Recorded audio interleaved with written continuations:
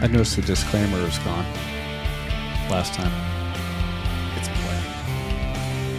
I haven't updated this. But in post. Welcome to the Grappling with Podcast.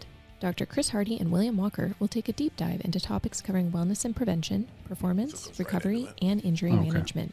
Our mission is to provide the latest science-based information to help you get the most out of your grappling journey, both on and off the mats, and help you overcome any challenges you may be grappling with. Dr. Hardy is a licensed physician and BJJ practitioner, but the contents of the podcast are meant for educational purposes only and should not be taken as medical advice. Please seek out personalized care from your own medical provider prior to implementing any medical treatment or intervention. Good idea. Bill is a licensed buffoon. He says things that are a little squirrely. Do not hold these things against his gym mates, his family, Chris Hardy, Harry Hardy, or anybody at his gym. Malarkey. Mm-hmm. You know what this is? Oh, damn, that was weak. I was going to say that was a bottle of whoop ass, but it's not. It's not. Your bottle of whoop ass is pretty weak. It was. The carbonation wasn't cool. That's why we only let you open that in the kids' class. It should have been a little more. Yeah. A little better. Is it supposed to be carbonated? It is carbonated. It's just not very strong anymore. Yeah. Kind of like you. It's very fitting. Yes. Look at that shirt you got on. The one you got me? Yeah. Yeah. Did you get paint on it, you son of a bitch? Did I? Dang it. Let that one slide. All right. You did. Oh, well. You're a dirtbag. Yep. That's okay. Don't even pick it. Leave it there. Look like a jerk. People will be like, did he dribble chocolate on him? No, it's paint. Sorry, dude. It's okay. Anyway. I'm not upset about it. No, it doesn't seem like it. What's going on? Not much. Just kind of living and breathing. The lower back started flaring up on me a little bit. Mm-hmm. Now, you had told me what it was before. It's that really low back. Mm-hmm. What was that? On you specifically? Yeah. So it's right by the sacroiliac joint and the iliolumbar ligament. Ugh. What? Yeah. So it's that portion where the tailbone connects to the pelvis. It literally feels like barely above your B crack. Yeah. So it's not necessarily lower back. It's almost lower. It's sacrum. That's what I'm saying. Okay. So sacroiliac joint is sacro for sacrum. Iliac is the pelvis. See, I always thought a sacrum is when they had that in Doctor Strange. They had to protect them. Sanctum. That's it. Not sacrum. Same? No. Sacrum is where you sit. Are you supposed to sit right there? You actually sit on the ischial tuberosity more than anything. Oh, that. Duh. Yeah. But whatever. But it's still, yes, your tailbone. People call it your tailbone. Okay. Yeah. So that started flaring up. Mm-hmm. And you showed me a stretch that is tremendous. Can I do it? Did it help? Oh, my gosh. It saves me. Well, I'm going to do it right now. Oh, geez. Walk people through it.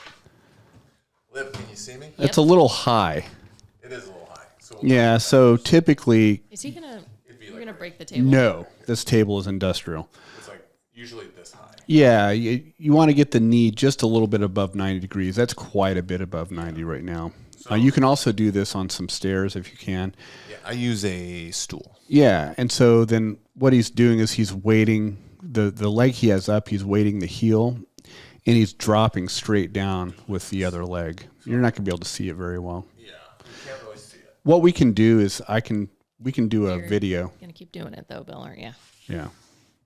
Really, Bill? Oh, my gosh. Yeah, but it's helpful. Oh, it's tremendous. So, yeah, I'm sinking down. We should do a video on that because I thought it was something that was going to, of course, uneducated and all that. Before I even talked to you, I was like, oh, my discs are falling out my butt. That's what I thought. Yeah. And then...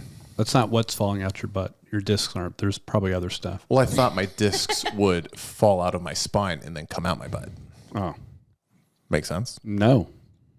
Makes zero sense anatomically.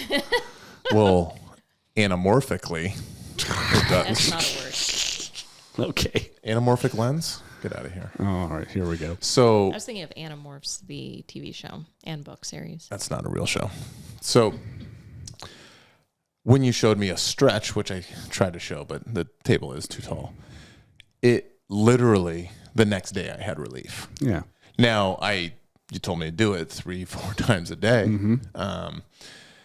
And that can be difficult, even though it's like first world problems difficult. Sure. But I was diligent, and relief literally happened the next day.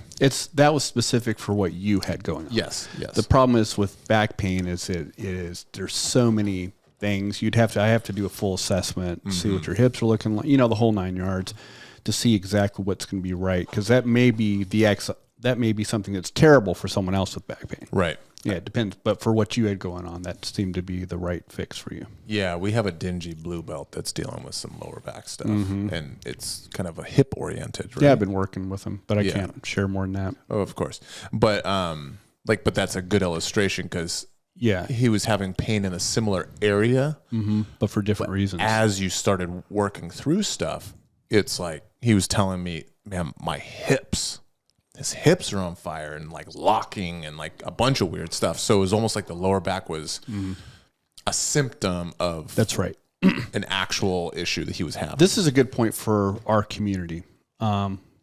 People with low back problems, if you have poor hip mobility, especially internal, external rotation, it will beat the crud out of your back, because instead of your hips are supposed to be mobile.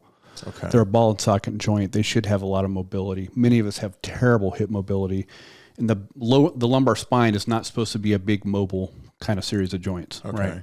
And you're making it try to make up for what you're lacking in your hips. Yeah. I would never have thought that our lack of hip mobility, whether that's internal or external rotation, and like, Liv, if you go on camera 3, so if you can see my knee is up. As I point my knee out, we're getting external, right? And then almost like if you were going to sit like a catcher in baseball, right? And then as my knee comes in and my foot kind of comes out, now we're getting internal rotation. Yep. I would never have thought that would actually impact my lower back. Especially with jiu-jitsu, because all the positions you have to get in. You think about someone that has a lack of either one, especially, and you for a long time were imbalanced. Extremely. You had really good external rotation, but your internal rotation was horrible. Probably, and that's borderline one of the worst in the gym. It was pretty bad, given how mobile you are in other places. While having maybe some of the best external rotation. Exactly. And so you were really imbalanced. And those type of imbalances with range of motion are a huge predictor for future injury. Interesting. Yep. Gray Cook did a lot of work on this with his selective functional movement assessment and the functional movement screen to actually predict in pro football players using his functional movement screen who would get injured. It was highly predictive. Highly predictive. Were they evaluating these guys one-on-one, and then then they were like, okay, this is his range of motion and score. Yeah, they'd have a whole score. The functional movement screen is a whole series of things of different assessment. It's not an assessment, it's a screen, because you have to be careful. Assessment, you have to have a medical background. Got it. A screen, trainers can do a screen. And so basically it's a scoring system, and you compare right to left, and asymmetries, especially right to left. Like if you had good external rotation on the right, poor on the left, that was even a bigger predictor of future injury. So that stuff's really... What was that called? Functional movement screen. Okay. This was a while ago. Maybe if we Google it or YouTube. Gray Cook.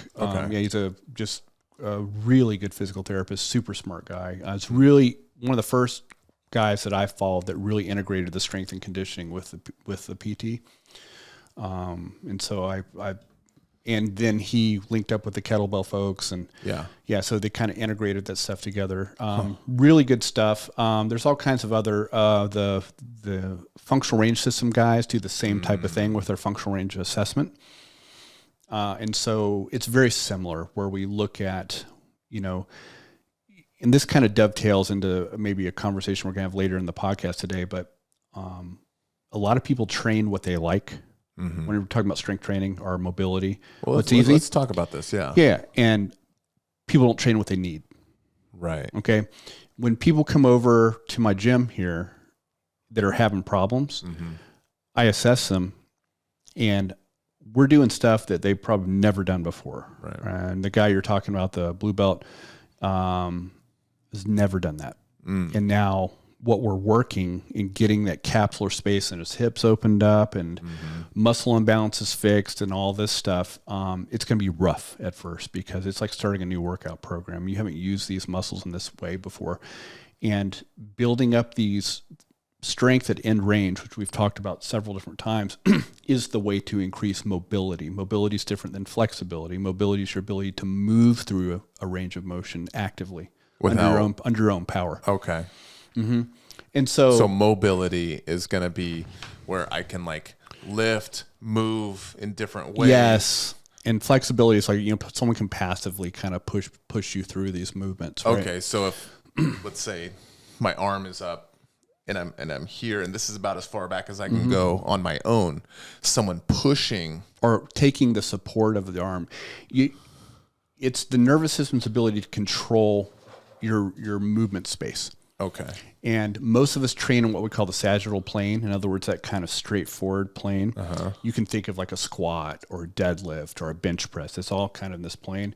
And we really neglect these other things. And jiu-jitsu, I mean, when I look at all these, I see a ton of these strength training for BJJ things pop up. Yeah. Almost all of them are like powerlifting based. And I don't get it. I'm not saying you can't get super strong. Right. And I'm not saying some of that strength doesn't carry over. But as far as strength and longevity and injury prevention in the sport, we've did a whole podcast on this before. Yeah. It's really important to kind of train what you need, not what you want. And a lot of times what you need isn't something you like to do. And there's a reason for that. That's very And we're all guilty of it. Right. Right. Like, well, I don't like this. I like kettlebells. Or I like, great. Guilty. I'm not saying you have to stop. Yeah. But you should also put 80% of your focus probably on the stuff you need, not the stuff you want. What's dexterity? So What is? I thought mobility, dexterity, flexibility. Dexterity is like more of a fine movement thing to be able to control little movements very precisely. Does that make sense? I think so. So, like in jiu-jitsu sense, like disrespect. In a jiu-jitsu sense, maybe putting our foot into a very precise position. Exactly.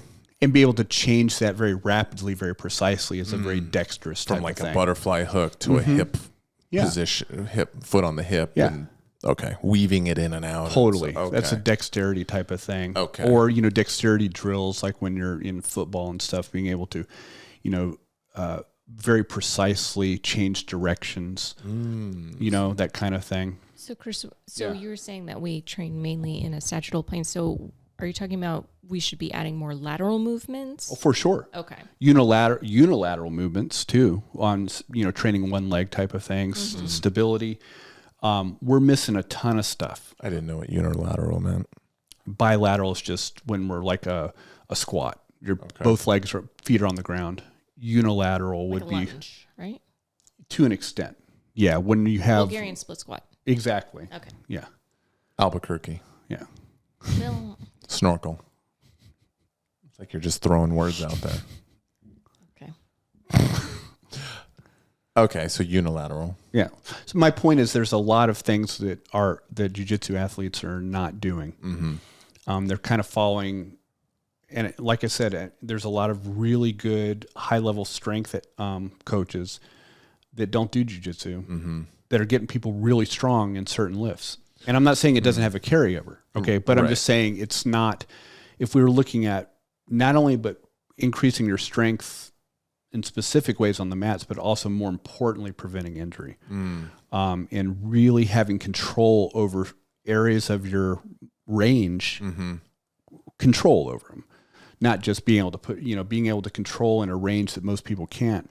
That's why the best guard players can do that, right? They're also very strong in these awkward, odd positions. So is that why like Bulgarian bags and like maces and like these workouts that take you out of those slotted positions can be very beneficial to people in grappling, whether it's wrestling or Greco or jiu-jitsu. Yes. And I actually, that's the way I like the band so much is you can get these odd angles going from there where you can induce force vectors without worrying about the gravity pushing down on a weight, if that makes sense. In other words, I can do a force vector that with a band that I can't do necessarily with a weight that's actually putting, because the force vector of a weight really wants to go down. Just down, yeah. Right. And so that's why I've been so big on those anchor point training bands and big industrial, what we've been doing. And we'll be posting, I just shot 2 more videos that we'll be posting on some stuff we can talk about. I don't know if you want to segue right into that or do you want to go into something else? And so people know we are slowly building, we're going to have a video on like a single workout. It's not super in depth, but it's just showing how you can use specifically the anchor point band system. And because they're affordable, small footprint.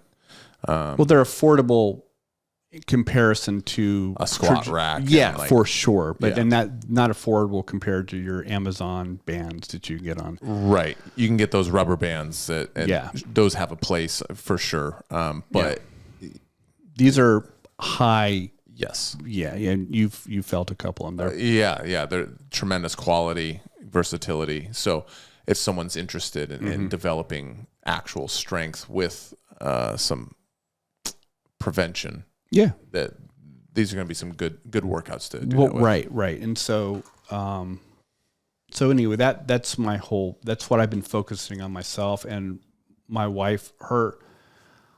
I think she's taken a huge turn in her jiu-jitsu in the past 6 months. Like, in what ways? Her scrambles are better. People thinking she's already strong, but people were like, oh my God, she's feeling really strong and positionally I've noticed strong. something is typically I'm able to base check carry. Yeah. And partly due to just age, her tightness in the hips. Yeah. When I base check her, it would be difficult for her to. So what I mean by base check is, imagine if someone's in your close guard, and I let you just knock them over. Right. You base check them. Real. It's a very timely thing, and you get them to a hip. I would say historically, it was hard for her to scramble back to her knees. Yep. A lot of time, what you have to do is you have to scissor your legs in some way and then get back to your knees. That's my point. She was, and this is a great. But she is, I've noticed the last 2 times I've rolled with her, I'll base check her and she's to her knees immediately. Yep. So maybe I get the hip down, but it's not something I can take advantage of anymore. Yep. And that's one of the things. She was a power lifter before. She's always had that sagittal plane like super strong, but she has a total hip replacement too. And she's also very tight in the hips before. You yelled at me one day. Huh? You yelled at me at the tournament for putting that out there. I'm just saying. About her hips. Oh, I tried to... Remember that? Yeah. Of course. Because the guy I was going against had double hip replacement. And I was like, oh, so'd she. Yeah. And then you were like, you son of a bitch. Well, that's just because I look for any excuse I can. That's true. I really don't care. She doesn't either. That's true. I was just looking for an excuse to give you a hard time. It worked. Yeah. Stuck with him. But we've been doing this stuff in increasing her useful range of motion, what she can actually use, and stronger in these ranges. And she's a monster. Yeah, mobility is definitely, I think that's the right term, mobility. Mobility and her ability to generate strength from positions she normally couldn't have before. How often do you train this, Chris? Once a week? Yeah, that's all. Well, Carrie and I are in our 50s, right? And so we really can only do You got a lot of naps you got to get in. You've been able to benefit from it Huge. in one time a week. Well, because the way we do it. Yeah. You can it's basically, I'm all about the minimum input for the maximum results, right? And my mentor, Marty Gallagher, talked about a once a week powerlifting protocol he was using for people that are, that were his students, but also are busy. And so he had a bunch of different, I learned a lot from him on how to maximize that time and get your inputs in, because that's all it is. You need to get the right input at the right time, looking at the person you're dealing with, whatever their capacities are, their age, their history as an athlete. Are they a novice? Are they experienced? Any injuries, the whole 9 yards, and you have to give them the right inputs at the right time, the right dose. Okay, and that's really important, because those of us, Carrie and I can still maintain a lot of strength but our ability to handle large volumes is not there, because we'll get overtrained very easily. So, we've kind of honed this to point. We are going to be implementing more of that. I hate to use it, zone 2 cardio. Yeah, it's very popular right now. So popular. Whatever. I hate even saying it, because, we're putting something in our living room. So even in the evening time, we're normally be watching TV. We're going to be on this. Get something. What are you putting in your living room? And that Assault Air Runner. Oh, okay. Self-powered, That's right. self-powered treadmill. Yeah.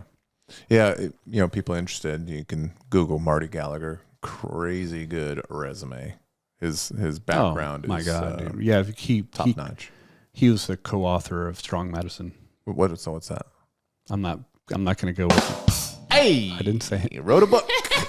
Yeah, he was my co-author. Right. Yeah, and he was just has always been a mentor to me in that strength and conditioning world. Brought me up in that field.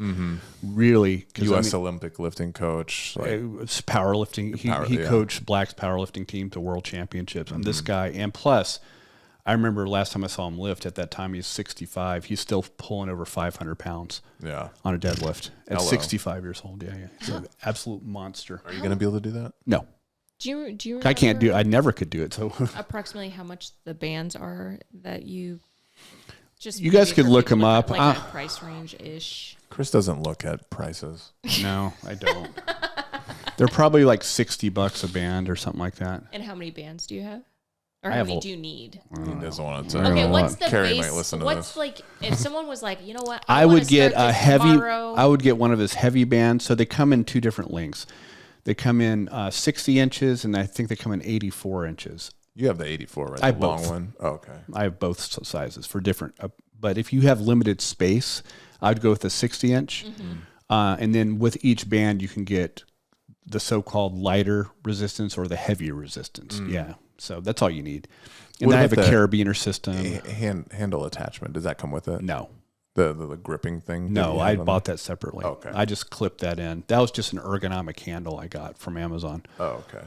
Yeah, there's all kinds of stuff. Once you have the bands, you can, I have a lot of little climbing swivels so it doesn't get bound up. I have a lot of little modifications I've done to my system. Yeah. But those are the base. Those bands are... We'll probably have to do a video on that too. Yeah. That would be good. On the wall. Yeah, what it looked like. Sure. How it's set up. We did that a little bit on this video you guys haven't seen But yet. maybe we can go a little in depth with it and even link to some stuff. Yeah. That could be cool. Yeah. Oh, yeah. Yeah, I'd be happy to that way show you guys, how I set it up. Those of you interested. It's interesting you're talking about that, like your capacity of volume of training has gone down. Craig Jones just did a podcast with Gunnar Nelson, and it came out yesterday, I think. And Gunnar Nelson was talking about the exact same thing. And I think he's only 35, 36 or something like that. It's all relative. Yeah. And the amount of mat time that guy has, right? Yeah. And so, but he was saying the exact same thing. He's like, I'm not training every day. I can't. It's, people trying to kill me and stuff like that. And it's just not happening anymore. Yeah. And remember, I was struggling with that. We've talked about that before. It's just part of it. You just have to kind of roll with it. Anyway, we talked about, generating your own internal stability for your movements instead of relying on external things like benches and things like that. Well, we'll be posting 2 other exercises. And again, these are things you can kind of plug and play, do whatever you want, make your own system, because we'll be just doing individual exercises. And then we can talk about how you might want to put those together in like a workout or something. But what I did in this one that you will be posting here soon, because obviously I'm technically incompetent. You're the talent. You don't got to think about that stuff. But one of them was hamstrings. Okay. And I'll tell you, for me anyway, I was shocked on how weak my hamstrings were when I really tried to do something that pretty much not isolates them, but really hits them strongly compared to other parts of my leg. Okay. My quad versus hamstring was way off. In other words, my quads were way overpowered. Okay. And that also can set up injuries. So again, this is going to train what you need, not what you want. Yeah. Because everyone wants to do things that are enjoyable, right? And this is the ones I posted are not enjoyable.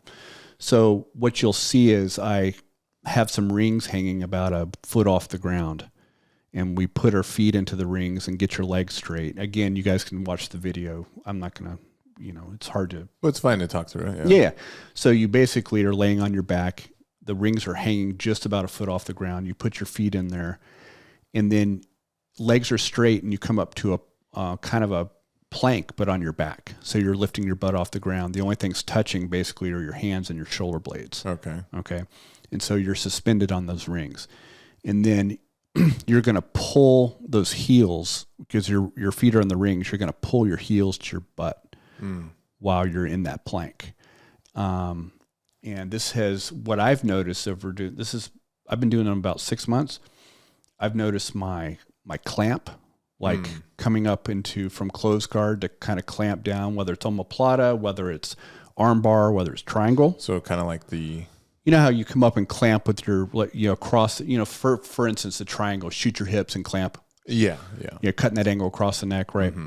That clamp is so much stronger now for me because the cool thing about this exercise is you can do it one-legged, right? You can also raise the rings as you get better and get more of a bridge up off the ground as you curl in. So that movement, that clamp that Chris is talking about, which is, let's say you're doing an arm bar from closed guard. You get the arm in the middle, you push off the hip, you cut an angle, and then you kick around the head, and then you clamp on the back of the neck. Even more importantly, on the arm bar, the one that goes underneath the armpit. Your actual clamp, that's your clamping leg. Right, to keep your hips in the air. Yep. Those clamps, those curls of the hamstring curls, that is one of the most important movements that you can do in jiu-jitsu. Well, to develop that. Because when you feel, in my opinion, one of the things you'll notice if you're newer to jiu-jitsu is what it feels like when a black belt, they're not even trying. It's just developed muscle memory at this point. But when like a brown or black belt does that compared to the more entry, it's like you're wondering, like, how do these people like curl their legs so hard? Well, it's not right. It's the efficiency of the movement, the biomechanics, but also, people are like, I've seen, especially I've seen you come around and, clamp on that arm bar, and you can break their posture down completely with that clamp. That's huge. Right. It's very hard to posture up out of someone that has that clamp and they're hanging off you with that sucker. Yes. We just saw that yesterday on that Aiga. Remember, he almost like chopped that guy's head off with his. Oh, Zach Kynan, AOJ guy. So bad. I mean, he was the guy, wrestler, right? Strong, Dagestani guy. He just curled the back of his neck. Yeah, it was almost like a Barata Plata kind of position-ish kind of thing. Totally. And you just see the guy face plants it into the mat. Like he did it so hard. But I mean, that kind of, and as you know, arm bars are much easier to finish. Triangles are much easier because what's the first thing you tell if someone gets caught in that triangle? You hear the coach going, posture, right. And if that posture is broken, it makes it so much easier to finish. Your attachment to the person is, so I found that, and also what's cool is as opposed to just doing leg curls, right? Like you're laying down on your belly and then, getting in a machine and curling. Yeah. When your feet are on those rings are unstable. They can move, and you actually have to stabilize those positions as you're curling. Outside muscles. Everything is working together synergistically. Yeah. And you making up words? No, synergistically working together. Yeah. You'll get there. Okay. Bring me along. I feel like you're a 3-stripe white belt right now. We'll get you there. I'll take it. My mom will be proud. No, I'm just joking. But again, it's developing your own stability as much as possible. With that. Are you just putting your heel in No, it's a good question. You see people that throw their heel in. I put some tape on the rings. I'm actually putting the balls of my, kind of where the arch of the foot on the rings. Like gripping it? Gripping it almost. Oh, that'll be in the video. Yeah, to be with the video. And so instead of putting the rings through, because that's what you're going to be doing anyway, right? Mm-hmm. You're not because that gives you an art. Throwing your heel in there gives you a little more stability. You don't really have that when we're training, right? So I'm having people push into the rings. Do you have flatter feet? No, I have an arch. Okay. I have a pretty good arch. If someone has a flat foot, is that going to be difficult to? No, it's gonna help them develop their arch musculature too. Okay. Yeah, so it'd be good. But anyway, that's the first one, the hamstring, and we have them kind of hold that position into the curl to try to develop that endurance in that position, that isometric strength at that position. Because oftentimes we'll get into a clamp and you'll be there for a while, right? Yeah. So it's the way I'm doing this is not just developing raw strength, but developing an isometric strength endurance, right? Where we can hold that position, time under tension. And then coupled with that, I'm a big fan of supersets working kind of generally the opposite system. So in other words, the easiest way to explain this, it'd be like doing a set of bicep curls and immediately go into a tricep push down. Okay. They're the kind of the antagonists of each other. Okay. And I like working supersets like that, where you'll do one set of like a bicep curl and you go immediately into a set of I'm not saying I do those exercises, but just as an example. But the same idea. So we're doing this hamstring curl, then I go immediately into a hip flexor. And so this is very important. I've spent a lot of time thinking about developing abs, the abdominal strength for jiu-jitsu. Hip flexion strength is super important in our martial art. I mean, it just is, being able to pull your knees to your elbows. And okay. I know a lot of people with back pain come to me and they're like, well, I'm trying to strengthen my core. I'm doing sit-ups. And I just want to go, no. Okay. Because what you're doing is when you activate the psoas, your main hip flexor, spelled with a P, P-S-O-A-S. When you activate the psoas and then concurrently curl your spine into what's called flexion, the classic sit-up, right? The psoas, when you contract it, it's what people don't realize, that hip flexor goes way deep and goes all along the lower spine, the lumbar spine. It's attached to it, including not only the bones, but the discs too. Okay. And when you contract it, it puts a compressive force on the spine. So the last thing you want to do, now compressive force on the spine to an extent isn't bad. I mean, it actually can create some good adaptations to an extent, but you never want to compress and repeatedly then flex. Stuart McGill is probably the best spine biomechanics guy in the world, out of Canada. His lab did a whole bunch of work on spine biomechanics, and the best way they got to herniate a disc, and they use cadaver spines, of course. It's not the same as a living, but they did. Imagine being on that team. Yeah, yes, yeah. You're just flexing like a. But they would compress and flex for reps over and over and over. And the posterior parts of those discs would start to weaken. Are the spines still in the people? No. Oh, okay. I thought they had like a dead body and they're just like flexing it. My understanding is, I don't know. I wasn't there, so I don't really know the methodology, but I know they were using cadaver spines. I'm not exactly sure how they did it. So, okay. But anyway, the best way to herniate a disc over time and cause weakness in the posterior part of the disc, to cause disc herniation, is to repeatedly compress and flex. Okay, that's why you see people that bend over and do a deadlift with that bent spine. Yeah, that's the way to herniate a disc. So, but doing a sit-up, you're basically activating the psoas, the hip flexor, as you're bending the spine repeatedly. Which is why it's very common for jiu-jitsu people. To have back problems, because we do that all the time. Think of butterfly guards. Perfect example, right? Inverting. Well, that's the compressive force. Even if you're inverting correctly. Yeah, so the inversion where you get stacked is a perfect example. So Andrew always says correctly, stack their hips, not their back and neck, right? And so that's another reason why I have good hip mobility, right? But because if you're compressing the spine, getting stacked, and then you flex it, that's where you have problems, right? So trying to design something where you can, that is fairly jiu-jitsu specific, it's also training the hip flexors without, because you're not going to get away from spinal compression to an extent. I mean, it's just part of it. Part of our sport. Yeah, and part of being under gravity for when we walk around. We do have some spinal compression, but we just don't want to flex the spine repeatedly doing sit-ups. So I have something I've been using where I'll use the bands, attach them to my ankles with this strap system. And you'll see on the video, but I keep my spine flat on the ground. And then I have another band over my head where I pull, you can imagine two ends of it where I'm pulling my elbows down to my ribs as far as I can, almost like I'm trying to touch my knees to elbows. Okay. But without lifting my butt off the ground, if that makes sense. Okay. Right. Yeah. So I'm not curling my spine. Right. But I'm lifting my knees as far as knees I can. To with chest, if you can, without curling. Without curling. And, I don't have the hamstring flexibility to do that without lifting my butt off the ground. So I don't. So you stop. I stop. Okay. I don't have the knee to elbow right yet. As my hamstring flexibility improves, I'll be able to do that. That'd be interesting to try. I'll have to try that. But what's interesting is by activating that, bringing that down, you're creating this, you're creating compression, but you're not getting a lot of flexion out of the spine with it. And we're also training our hip flexors with it, which are still important for our sport. They just are.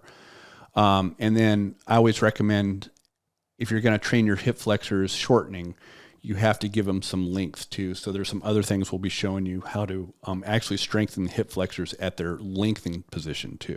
Okay. Yeah.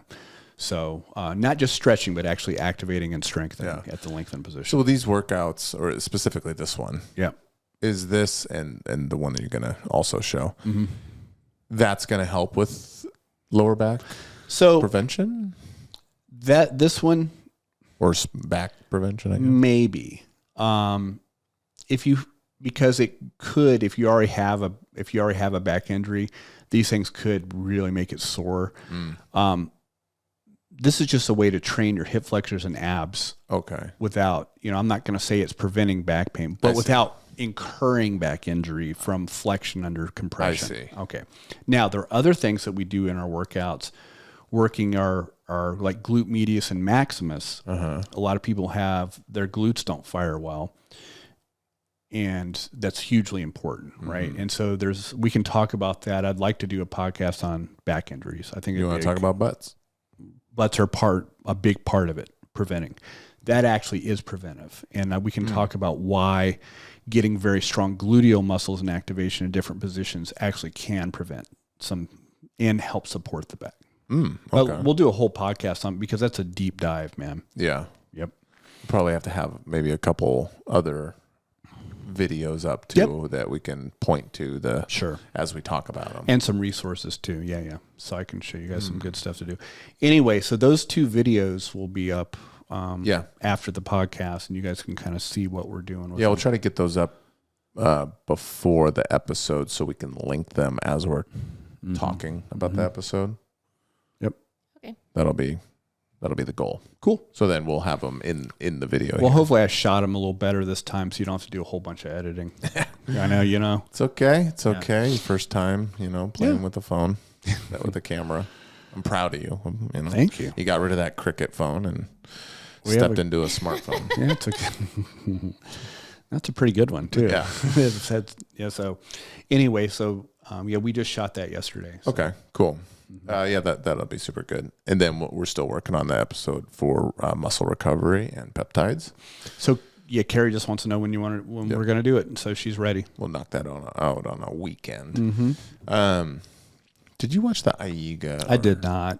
I know you're talking about it. Aiga. I'm not sure how to say it. I think it's Aiga. Aiga, I think. Yeah, I know the whole premise. Yeah. And I definitely am going to watch it. So it's on Flow Grappling, team-oriented event. It's 2 days, and each day is like 6 hours long. So I do recommend, because they have like kids super fights in there. There's 4 teams, I think 10 people per team. Is it like quintet? Kind of, but it's not King of the Hill, where if you win, you stay in for the next person on the other team. They have weight divisions, so your 60 kilo person representative on your team will go against theirs. But got it. You will, if you win the first round, then you go on to the second round and you go against the other team that also did well. Okay. It was a little confusing because in the first round, the teams went twice. So I don't know if it was like a round robin thing. I'm not entirely sure. And then some of the rules were a little different, kind of a mix of ADCC rules and no advantages, no scoring in the first 3 minutes of the 6-minute round. And then they do rounds. So let's say the 60 kilo guys are going, they do a 5-minute round with scoring, and then they get a minute break, and then they come out and do another 5 minutes, add up the scoring, then a third round. If there's no submission, they go to who won best out of 3. So it's kind of like an MMA fight in that way. Yes. But there's the normal grappling scoring within that. That's pretty cool. It wasn't bad. If there was a submission, that fight's over and that person wins. Anytime during those 3 rounds. Yep, at any point. Gotcha. So it's pretty cool. It did create quite a bit of drama. There was, so I pretty much only watched Team Modolfo, which is Mo Jassim, the ADCC head organizer. He created basically like an all-star team. Oh, I saw the team. Yeah. Oh my gosh. And it's pretty impressive. Yeah. And then there was a Pan American team, which actually had 2 B team members on it, Joseph Chen and Kenta Iwamoto. Mm-hmm. So that's basically primarily like the Pacific Asian representatives. Besides this random Australian, which I guess that they're part of that he's a Turkish guy that's Australian, but speaks fluent Mandarin. So he was coaching. He looks like a Turk, but he was coaching in Mandarin. It was super weird looking. That's very cool. Yeah, it was crazy. And then there was Khabib Nurmagomedov. Mm-hmm. He had his own team in there of his fighters, and then there was another Russian Sambo team in there. So it was pretty cool. A lot of drama. Surprising. There's some Modolfo doesn't win every match like you think. It's pretty crazy. There's some people that lose that you're like, I never would have guessed that. Very cool. Yeah. So I won't spoil anything, but what I did was I just watched all of Modolfo's matches. Okay. I didn't watch. I watched some of the B team guys on the Asian team, just because Iwamoto's super good, and Joseph Chen, if you can watch his matches. So you can either go through the whole broadcast and just fast forward, or they have individual matches and you can just watch them. It's just know if you watch the individual match, they'll probably show a little highlight of the match right before, and you'll know who won. Okay. So you might spoil it yourself. Okay. If you care about that sort of thing. Nah. But if you just want to watch good jiu-jitsu, I recommend Fabricio Andre's matches. Absolute phenomenal. And they were the last match. He was in the last match of the whole tournament, which everything was riding on it. Like, if he lost, Modolfo loses. If he wins, they win the whole tournament. Oh. So there's a lot of drama in that one. Dante Leon, Kolabate. This dude. I mean, we know Kolabate is a phenom. Yeah. But this is his first tournament as black belt. And that dude is a murderer. Oh, yeah. Oh, my goodness. Yeah. And when he put... quick. Yeah, he's so fast. And when he puts subs on, he's kind of mean about it. Yeah. He's got this little baby face. And he's like submitting these... like grown men with beards. Yeah, grown men that are all buff and like with their Dagestani beards. It's competition, man. Yeah, and then this little baby face kid is just ripping. Yeah, it was pretty fascinating. So recommend kind of checking that out. I'm definitely gonna check that out. You've enticed me. Yes, it was so intense that I was like, I can't handle it. Yeah, Olivia was done. She has to look at the end of movies before I couldn't look we at watch it. We them. talked about that. Yeah. She couldn't. She was like, I can't watch this. This is too much. I'm gonna have to. I'm done. I can't too much. And I was like, this is what sports is all about. She's like, no, not for me. I don't like it. I used to do that with football games too, but now it's just yeah. When it was like exactly what we watch sports for, last 30 seconds, Russell Wilson driving down the field, she couldn't handle it. She'd leave the room. Like you just watch 3 hours of football just to miss the best parts? Yep. That's pretty funny. You're a full-blown Nazi. I like it. Really, Bill? I'm not saying like a German one. Like I'm saying like a one that was German and moved to Argentina. Like you got a bad history, a bad You're not previous. Dude, life. you were digging a hole, my friend. Just Am I? Yeah, because then I'm gonna tell Carrie, and she's blonde hair, blue eyed. You know, Look at me. she's bro. German. I'm her kid. I am. What do you call? No, You could I be won't say- actually. I won't say- You could be if she was 17 when she had you. That's Yeah, true. you could be. Yeah, I mean, her first kid was at like 13, right? Oh, dude, Look out. you're in trouble. That's illegal. What else were we going to talk about? I don't know, dude. I'm watching you self-destruct right in front of me. There was So. something else we were going to talk about. coaching expectations. Coaching. Good video came out. I reposted it. And it's something that I have struggled with myself when it comes to competition. And now being an assistant coach, Self-proclaimed. self-proclaimed, it's on the website. Actually, it's not on the website. No, it's I'll not. just put that out there. They have me. They don't have my profession correct. Assistant to the regional manager. Understandable. You're on the website? No, I did a little. This place is awesome. Oh, was it say you work at Payless Shoes or something? No, it doesn't matter. It's funny. So very common.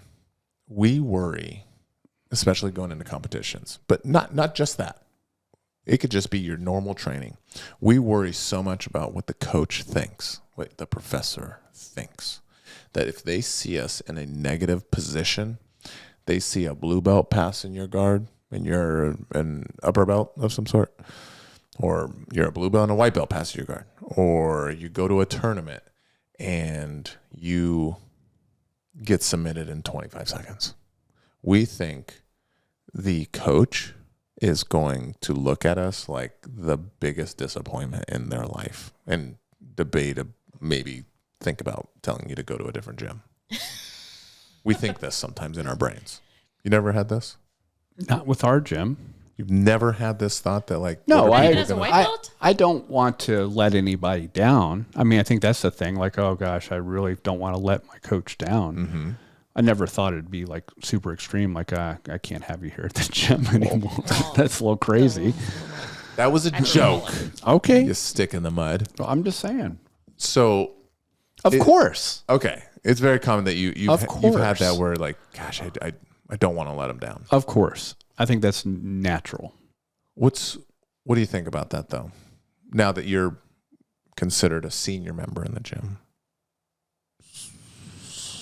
I don't know how to take that. Senior member. Because I have an AARP card? Do you? Yes. Oh, wow. I wasn't going to bring that up. I was thinking more so your belt. Over 50, Olivia. Oh, I didn't Yeah. know that. Oh, he's had that thing for what, 10? 3 years. Oh. Almost 4. 12? Coming for you, Bill. So, yeah. Well, I have a different perspective now. Hit me.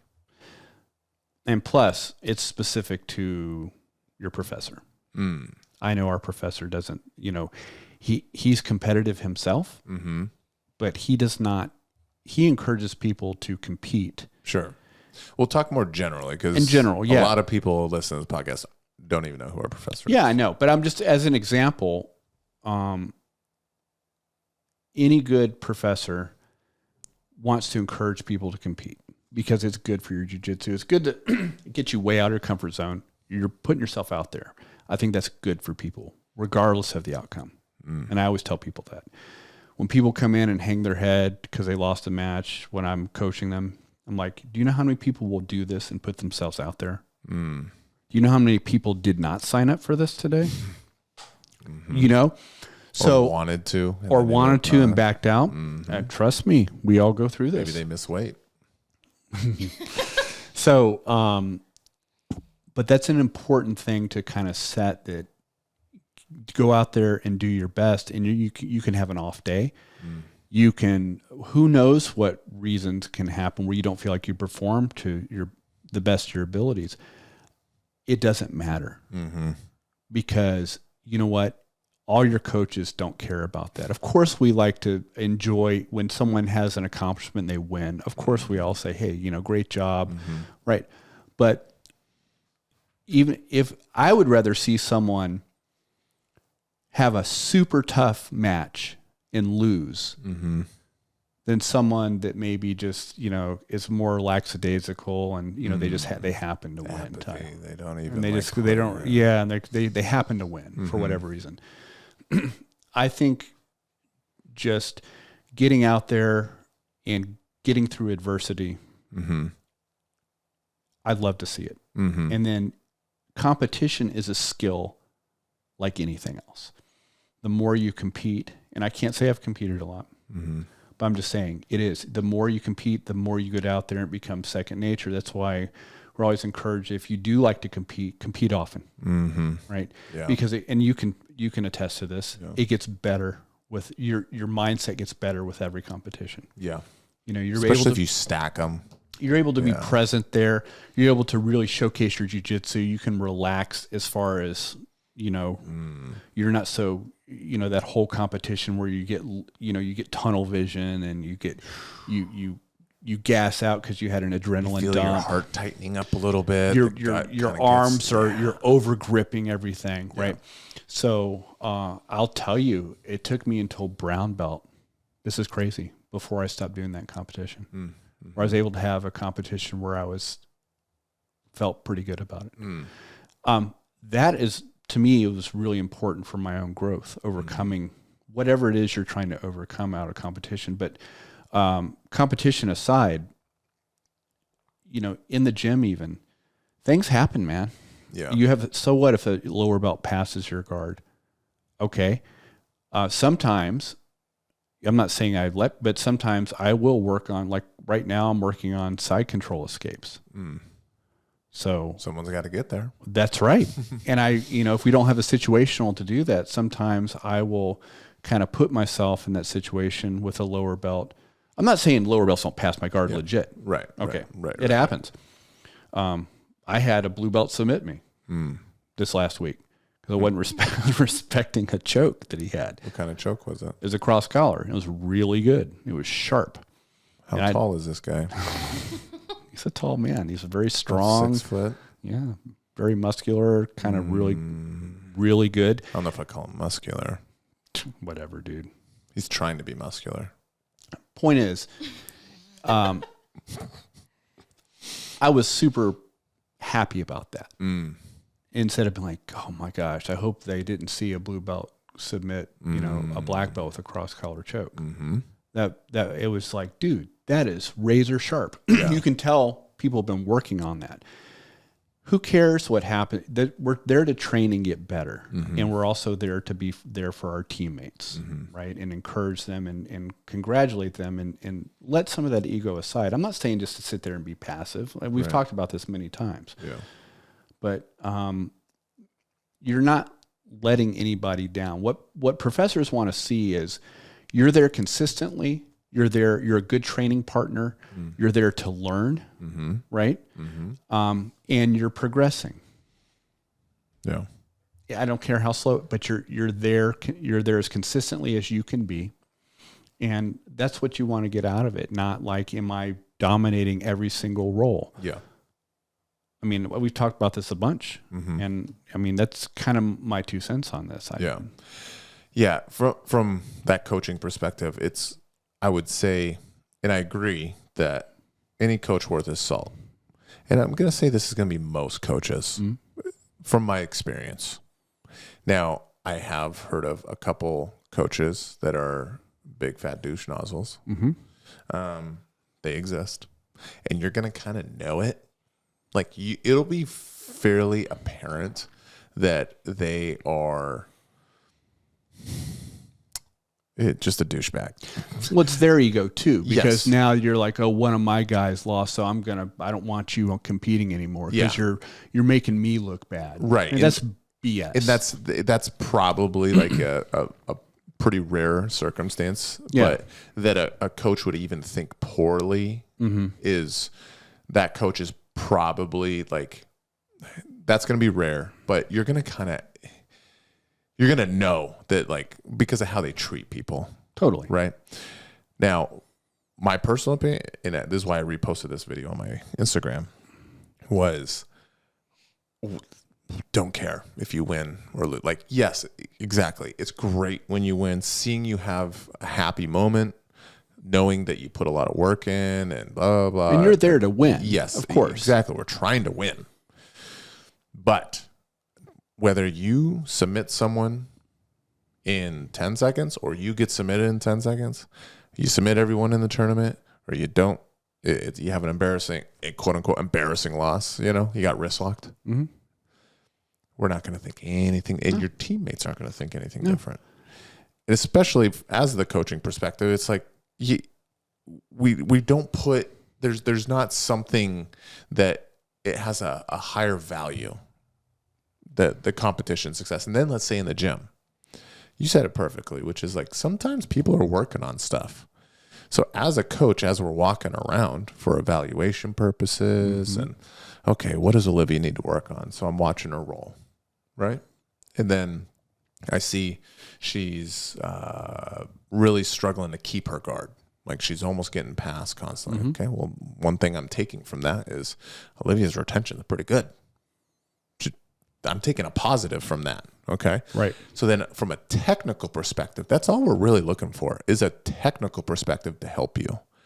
Okay. Sure. Her retention is pretty good, but she's really living in that almost past world, which unless that's your style, like I'm guilty of that, you don't want to live there.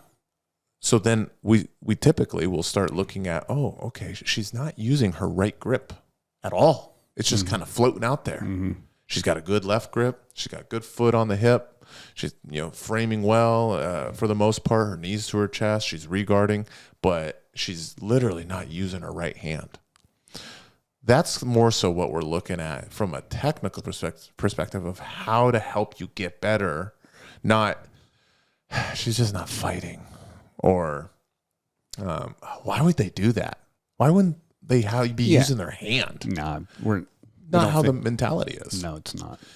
And so don't fear that. Don't fear that. Like I know there's funny memes about like from the movie Roots when Denzel has a tear dropping on his eye, and it'll say when like a lower belt passes your guard and you see that your professor looking at you. And it's a tear falling. Guess what? It ain't about you, son. Yeah. What about the guy that passed your guard? It's good for him. Yeah. And that's the other thing. Yeah, exactly. Like, we might be evaluating like what you can do better, and that's another thing. So I believe I know the blue belt you're talking about. Yeah. He choked me as well. I love it. And I'll say it's the first time he's ever caught me. Yeah. And he caught me probably a week and a half ago or something like that. Oh, he caught me twice. And it was... Maybe he's cheating. No. Oh. He did throw dust in my ass. I love that because you can tell someone's focused on something. Yeah. And then, if you're rolling with these guys, you've rolled with maybe 6 months ago.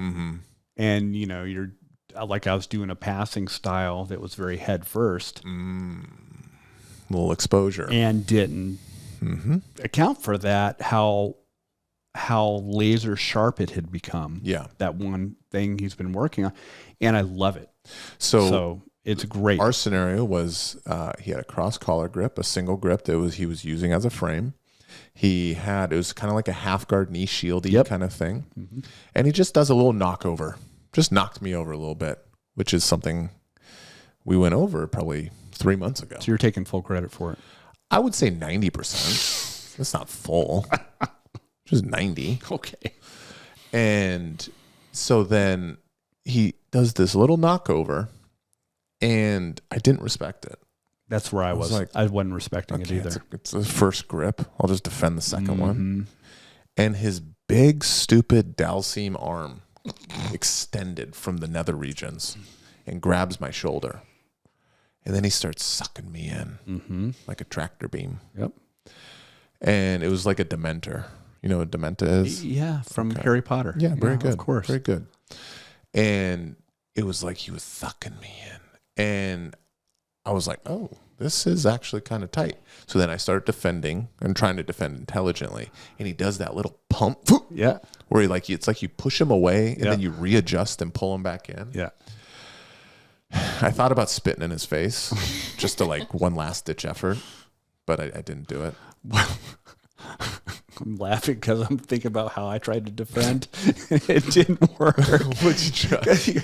You know when someone catches you dead to rights and you're like, damn it. Yeah. I tried to palm his chin and he has much longer arms than me. And that didn't do shit. Your fingers are in his lips and you're just like, damn it. It had no pressure. Like, okay. It was amazing. Yeah. So, he finished me and what, it was just one of those things where, I was actually really happy for him. Dude. And I told half the gym, I was like, he got me. Yeah. We're going to delete this whole last minute or two because I don't want him to hear any of this. No, he should. No. No, he should. It's gone. We're deleting it. So, anyways. As you talk about being a good coach, you're just a POS. I didn't ever say I'm a good coach. I said I'm an assistant coach. Oh, okay. I'm assistant to the regional coach. That's what I said. Yeah. And I don't care about being loved. Well, that's readily apparent. I forgot the quote. I can't say it.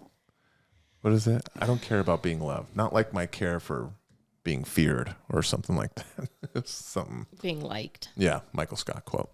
But anyways, we don't care. We, as coaches, yes, let's say you give up.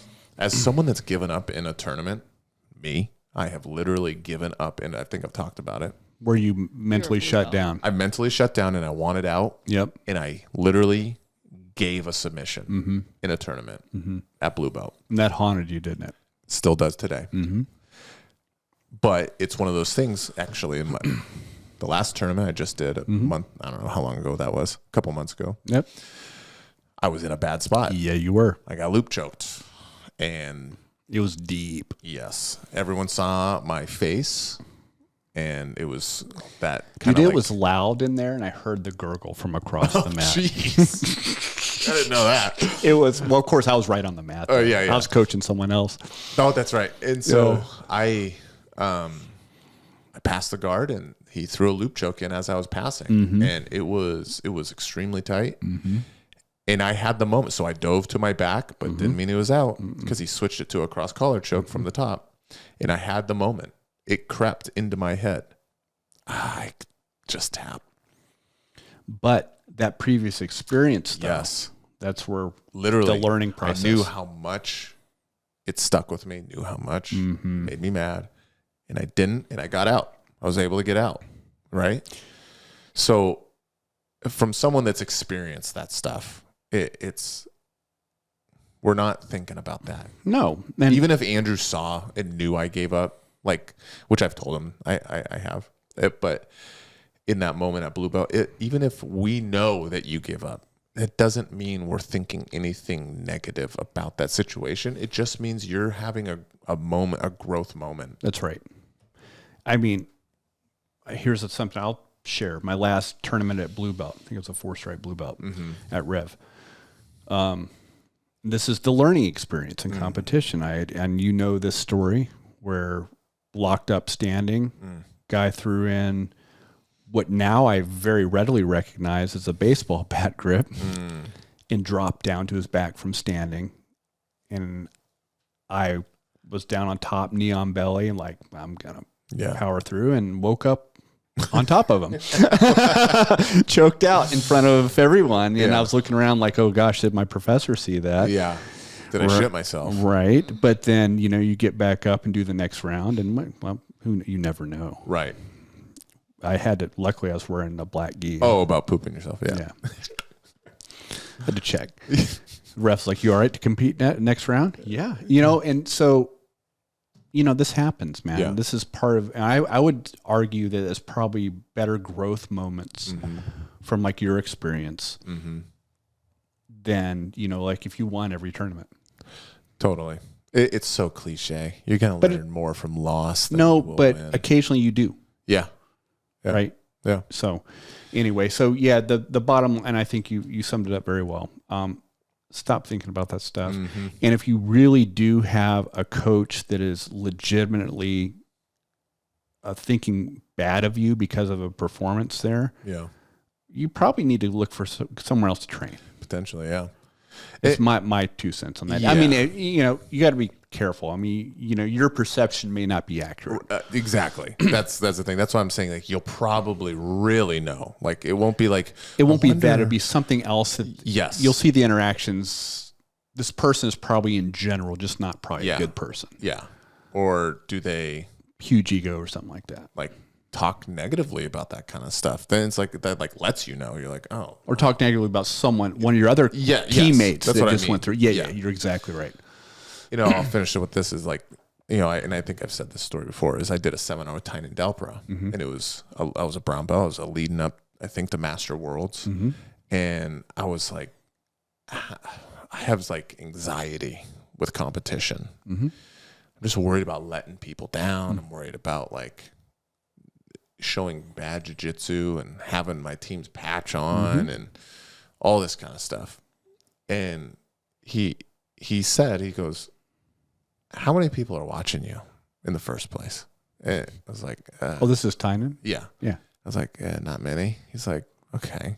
So, no one cares. He's like, I go out there and obviously everyone's watching him. Yeah. And he's like, but if I lose the next week, no one even talks about it. No one thinks about it. It is what it is. And people move on. And that's him, let alone me.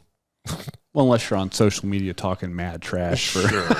If you set yourself up like Gordon is inevitably going to do whenever he loses, it's going to be a poop show. Right. But the point is that even from a world champion, that it's totally true. He lost to Jansen Gomez, but no one even thinks about it. He showed up at Asian Open, highlight reeled everybody, and no one's like, oh, yeah, but what about Jansen? Yeah. You know what I mean? Yeah, exactly. So take it from even him that's like, no one's even thinking about it. Yeah. It's a part of the journey. Everyone loses. Gordon's lost, Marcelo's lost, Hodger's lost. Yeah. It's just... I'll just say this, everyone. Even if competition really isn't your thing, try it at least once at every belt, maybe. I think it's a good thing to do. It is to kind of challenge yourself in that way to see. And once again, it's going to be more so for the nerve side from even a self-defense perspective. Because if you're not challenging yourself to go with the spazzy white belt that just joined and kind of pressure test your jiu-jitsu against someone like that, try pressure testing your jiu-jitsu against in competition, because you're going to have the nerves. Everyone gets it, unless you really fine-tune that by competing a lot, right? And even then, you're still going to get it a little bit. The intensity is always more than you think. People always feel like the strongest person you've ever felt in your life, but you feel just as strong to them. It's a good way to kind of find out what you need to improve on, how your mental state is and stuff like that. And can you perform under a little bit of pressure? And that's self-inflicted pressure. And when you leave that competition venue, look around. If you took 100 people off the street, you are in a top 1% of someone that will put themselves out in like a combat sports situation in a competition. Yeah. And you're already doing some great things for yourself. Yeah. Not many people will be willing to put themselves out there. And I say that all the time, but it's very, very true. Absolutely. To me, if someone signs their name up and shows up and competes, already in my book, that's awesome. Yeah. I was inspired by a guy named Jan, I think Pavia is his last name. Oh, I thought you were going to talk about the Jan. Oh, yeah. He's awesome too. Pika Pau is his nickname. He's actually got a super fight with Tynan coming up at the Grand Prix. But I've been watching. He's a middleweight. He's adult black belt. Super good. And obviously he's got a super fight with Tynan. Yeah. But I've been noticing he, in the last year, has been joining the heavyweight and super heavyweight divisions. Interesting. intentionally, kind of like what Mikey Musumeci did, Yes. where he was like, you know what, I'm not going to join my division. I'm going to do an upper weight and challenge my jiu-jitsu. Mm-hmm. And he was doing that. And I was like, man, it's inspiring a little bit. Like, we don't have to be scared of the 20-pound weight difference or 40 pounds or so if you're prepared to challenge yourself. Manage your expectations. Yes. So I've been taking that, and I think I'm going to probably do that and kind of challenge myself and do a different weight class. Like this Grappling Industries that we have coming up, there's a 200-pound division, 200 something. And because there's not a lot of black belts in this tournament. Yeah. So I'm like, I think I'm going to just join his division and do it. I think it'd be good because then I'm going to take video and make fun of you. As I'm getting smushed. And at the same time, respect you. Right. As my face is just getting smushed. It's like, is that a good idea, Bill? What do you think? I think it is a good idea, dude. I think, and I'm joking aside, of course. I still make fun of you, but still, I'll respect you too. I will have a smile on my face. That's amazing, dude. You know. Yeah. So, well, that's awesome. Good things. If you guys got questions, send them in, especially on the recovery, muscle growth, muscle recovery. Yeah. That'll be a good one that we're going to set up. That's going to be setting up depending on Carrie's schedule. And I also am going to we'll be doing something about low back pain. Yes. Something more specific. If anybody has questions, just kind of things to go about it, right? Yeah. We'll obviously have enough to talk about, but if you guys have anything, let us know. Love it. Thanks, y'all.